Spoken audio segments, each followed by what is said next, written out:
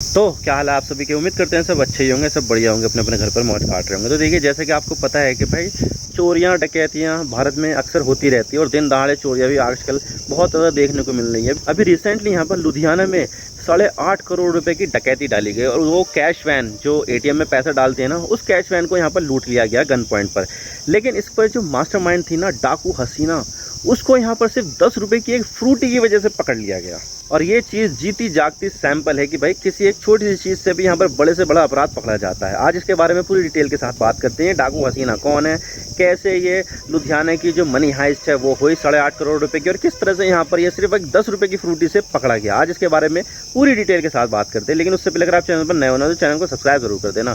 Video को चाहे like करो या डिसलाइक करो, लेकिन चैनल को सब्सक्राइब जरूर कर देना। तो चलिए वीडियो का आगाज़ करते हैं। तो बात करते हैं मामला क्या और हम इसके बारे में क्यों बात करें। तो देखिए, चोर भी आजकल बहुत ही अजीब अजीब तरीके निकाल रहे हैं ताकि यहाँ पर बड़े बड़े हाथ मार सके और अपनी ज़िंदगी मौज में गुजारे।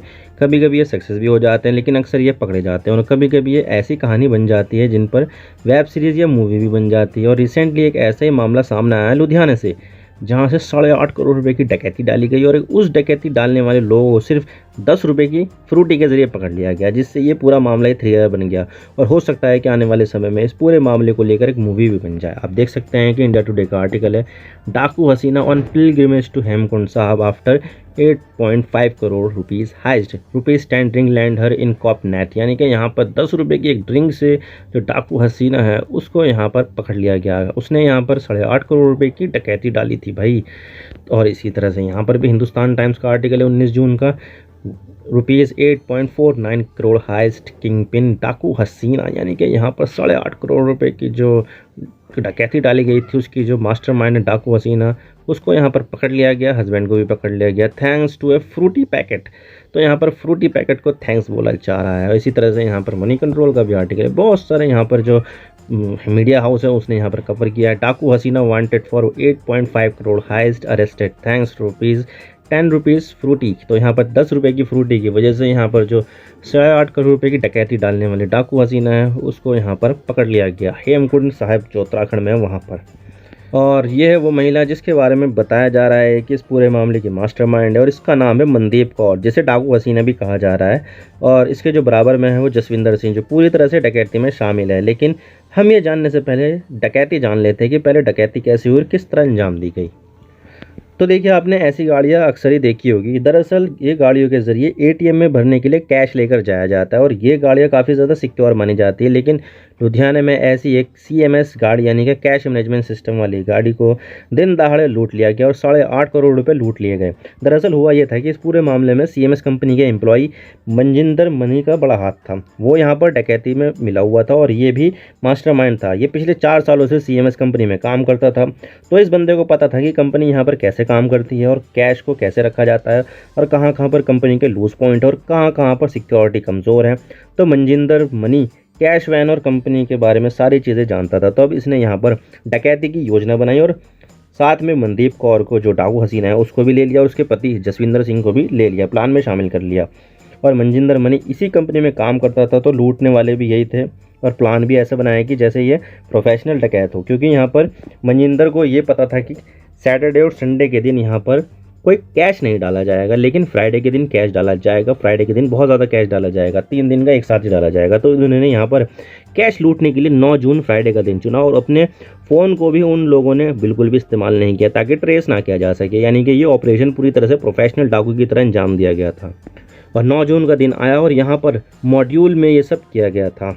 5 लोग 2 मोटरसाइकिल पर आए, 5 लोग एक क्रूज कार में आए, जिनमें मनदीप कौर भी बैठी हुई थी और 4 डकैत भी बैठे हुए थे।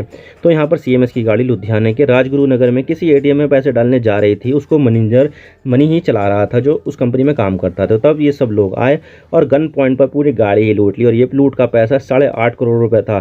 तो यहाँ पर दिन दहाड़े लुधियाना के राजगुरु नगर में 8.5 करोड़ रुपये की डकैती 10 लोगों ने मिलकर डाल दी, और इन सब में मास्क और ग्लव्स लगा रखे थे ताकि आइडेंटिटी रिवील ना हो।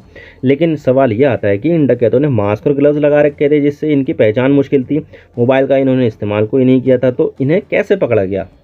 तो देखिए यहाँ पर ज़्यादातर केस में जो अपराधी है वो कोई ना कोई सबूत तो छोड़ के जाते ही हैं, फिर कुछ गलती कर देते हैं।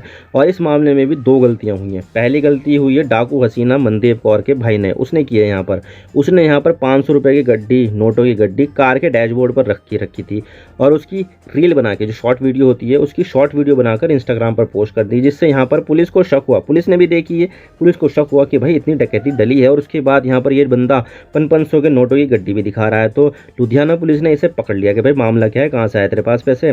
फिर दूसरा शक गया मनजिंदर मनी पर, जो इसका दूसरा मास्टरमाइंड था और जो कैश वैन कंपनी में काम करता था, उसके ऊपर शक गया, क्योंकि उस दिन वो गाड़ी मनजिंदर ही चला रहा था और जिस तरह से कैश निकाला गया तो ऐसा तरीका सिर्फ सीएमएस के एम्प्लॉय को ही पता होता है। तो इन दोनों को धर लिया गया और फिर डकैतों को भी पकड़ लिया गया, जो दूसरे डकैत थे, और फिर कुछ पैसे को भी यहाँ पर बरामद कर लिया गया। काफ़ी ज़्यादा, आधे से ज़्यादा पैसा बरामद कर लिया इनसे।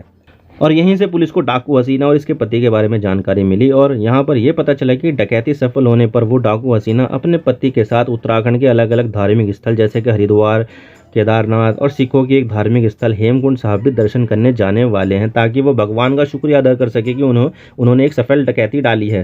तो उन्होंने भगवान को भी नहीं छोड़ा, लेकिन यहाँ पर ये रिलीजियस प्लेसेस की विजिट ही उनके पकड़ने का कारण बन गई।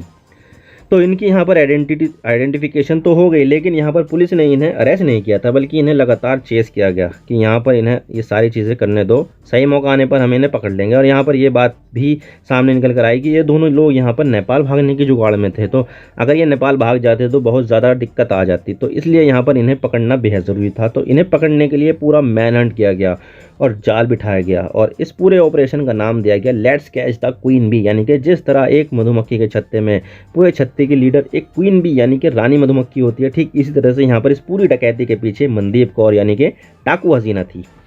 लेकिन यहाँ पर हेमकुंड साहब में बहुत ही ज़्यादा श्रद्धालु आ रहे थे, बहुत ज़्यादा भीड़ थी, बहुत ज़्यादा क्राउड था और इतनी ज़्यादा क्राउड होने की वजह से यहाँ पर लोगों को पहचानना मुश्किल था और ऊपर से मास्क लगा रखा था, तो श्रद्धालु वहाँ पर बहुत ही ज़्यादा आ रहे थे। तो पुलिस ने यहाँ पर एक प्लान बनाया कि क्यों ना यहाँ पर फ्री में 10 रुपये वाली फ्रूटी बांटी जाए, जिससे यहाँ पर इन डकैतों की पहचान हो जाए, क्योंकि यहाँ पर जब ये लोग फ्रूटी पीने आएंगे तो अपना मास्क उतारना ही पड़ेगा इन्हें। तो ऐसा ही हुआ और जहाँ पर जैसे ये दोनों पति पत्नी फ्री फ्रूटी वाले स्टॉल पर आए, कियोस्क पर आए, तो तब इन्होंने इसे पीने के लिए अपना मास्क उतारा और तब पुलिस वालों ने इसे महिला की पहचान कर लिया इसको कि हाँ यही है वो।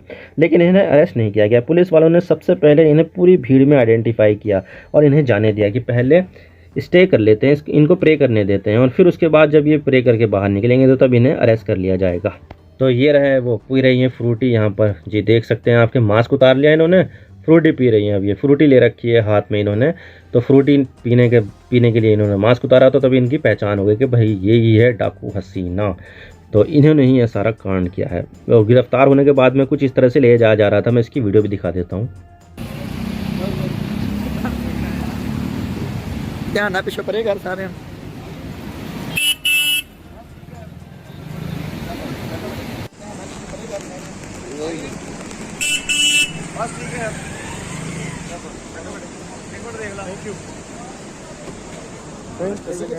तो इस तरह यहाँ पर इसे पकड़ा गया और इसकी डाकू हसीने बनने की कहानी भी अलग है।